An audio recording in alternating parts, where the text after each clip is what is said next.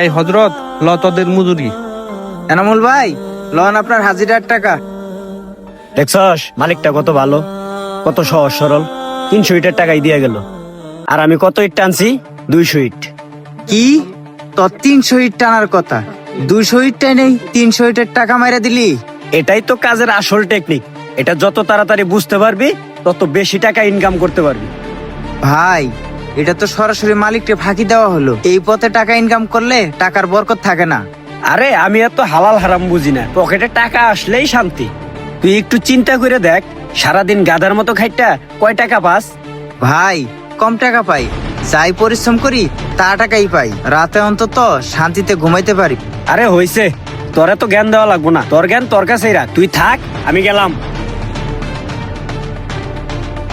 ভাই, হ্যাঁ, আজকে তুই মালিক ঠকায় টাকা নিছস, একদিন দেখবি তুইও ঠকে যাবি।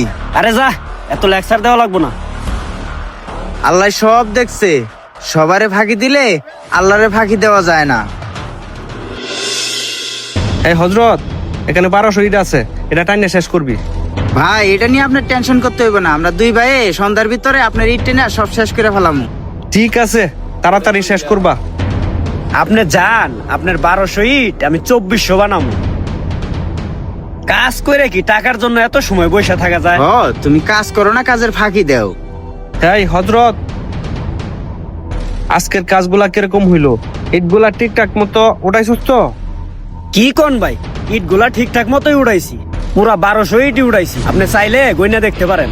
না না, গোনা লাগবো না, তোর কথার উপরে আমার পুরোপুরি বিশ্বাস আছে। এই ল তোকে মজুরি। এই নো তোর হাজিরার টাকা। স্যার,